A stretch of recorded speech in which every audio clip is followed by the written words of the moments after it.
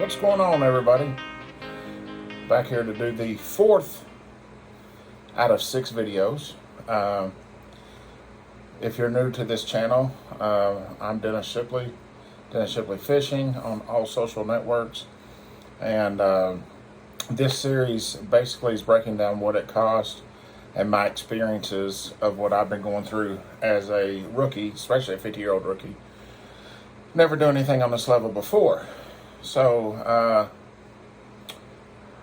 as we kind of recap on the last one, as after I had the surgery, I fished a day and a half and I had to opt out of everything. So, with that being said, now it's coming up time for Pickwick. So we're back in Knoxville, and I started experiencing some paralysis in my hands, and I couldn't hold anything. Like if I held my phone for just a little bit, it fall out of my hands. If I fished, I couldn't fish for more than 2 hours. I couldn't hold the rod anymore, nothing else. So once again, in my head, and I'm so discouraged. I spent so much money. No matter what, if I fish this or if I don't fish this, it's $5,000. So I go to the doctor, talking to the doctor. They did blood work, they examined my hands, they did x-rays, nothing. So myself and my wife, we decided, you know what, we're going to figure out what's going on. Without the doctor's help, we're going to have to figure this out. And so we started doing a bunch of research, and we tried a temporary diet. It's actually kind of expensive, but we tried something different. And so we actually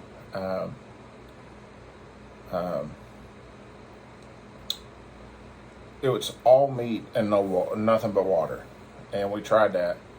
And believe it or not, because all the research that we have done, it's really helping people. It's just very expensive.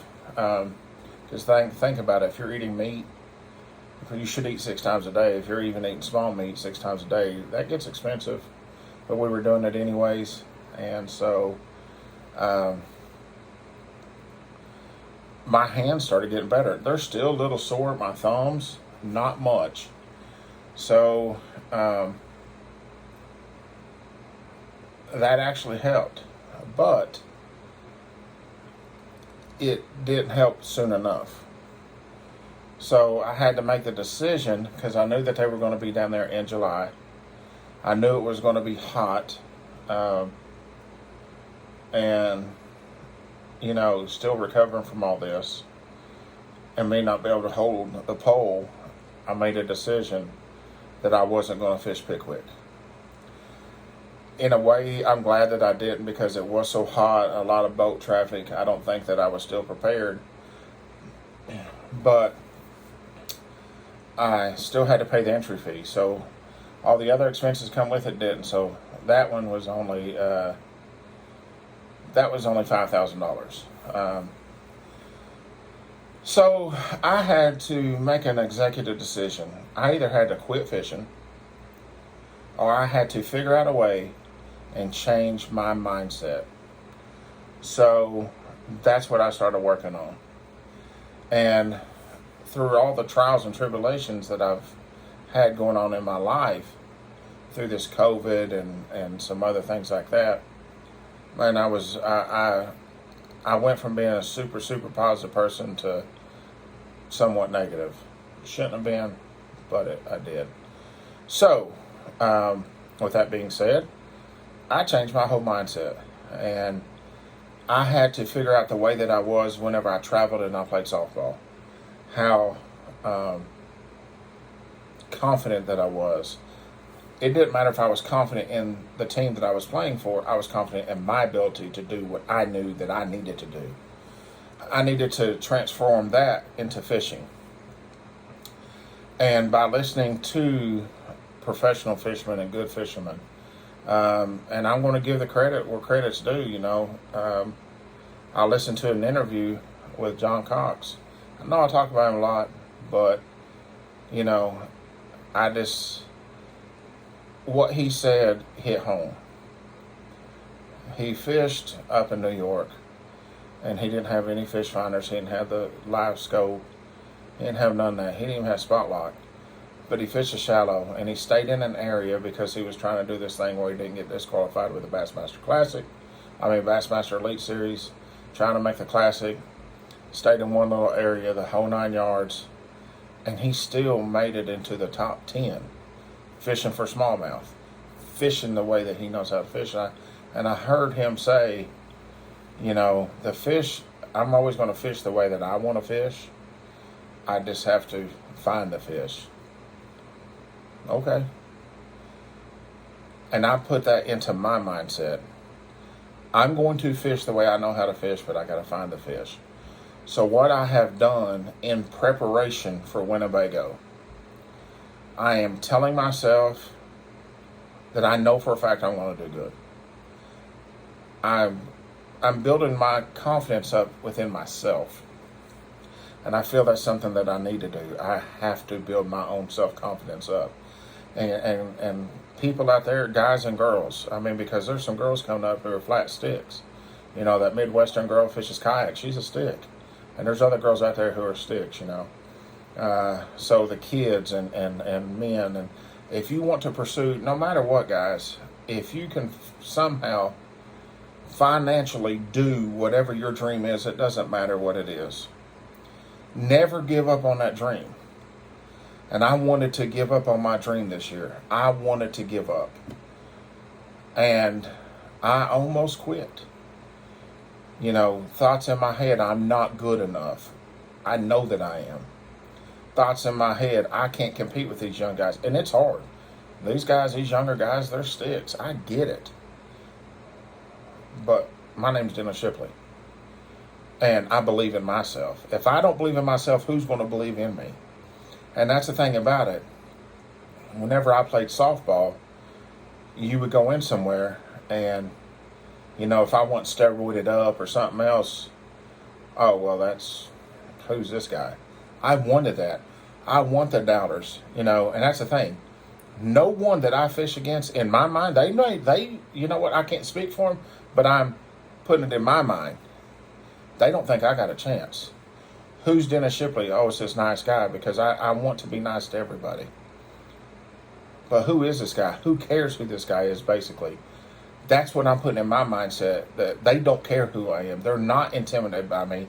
They're not scared. I listen to a podcast and a bunch of, and I do know these guys and great dudes. And, rightfully so, he has earned the right. But they ask a question, who would you like to beat?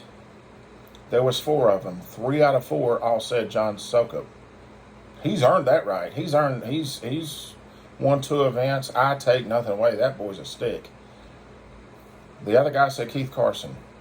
Once again, a stick. If they said Dennis Shipley, the other ones would say, who is Dennis Shipley? No one's going to say that. No one fears me.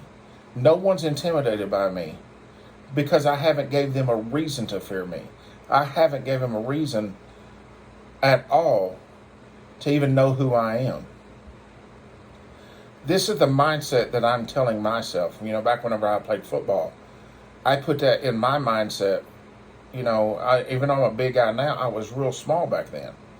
And whenever we moved to Indiana, and I went out for football.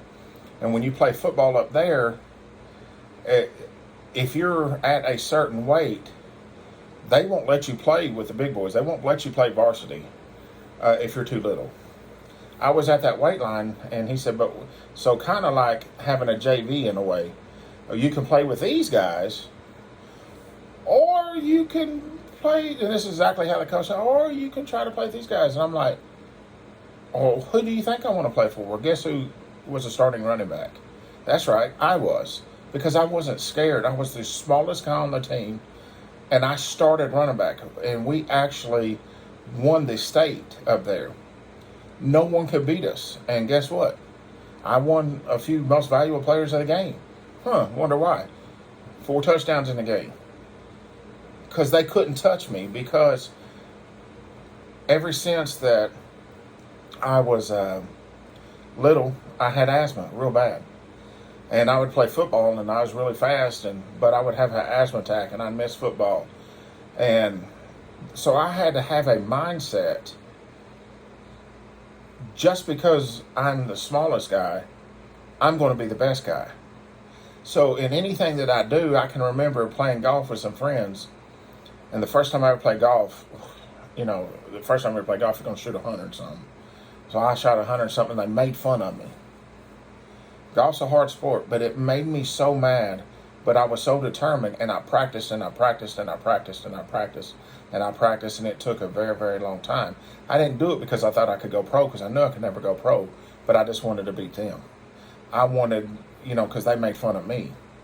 And so I got to where I shot in the 70s several times. My best score was 1 over par. Shot a 73 on a par 72. And that's not with any gimmies. That's putting everything out, not moving the ball, nothing, playing where it lies. A true 73. So, with that being said, I've had to try to figure out a way, and I couldn't figure it out. How can I get that mindset to fishing? And the only way to do it is to start talking, start thinking about it. Knowing, having confidence in myself, because people don't think I have a chance. And I ain't gonna lie to you, that person doesn't piss me off. That mindset pisses me off. And I'm sorry for this language, but I'm just going to tell you what right now. If you don't believe in yourself, who's going to believe in you? And when you're a kid, yes, your parents will believe in you. That's our job. Our job as a parent is to motivate and believe in our kids and everything else. But no one else is going to believe in you. If you don't believe in yourself and you don't believe that you can do it, how can you overcome anything? It's physically impossible to overcome anything in life.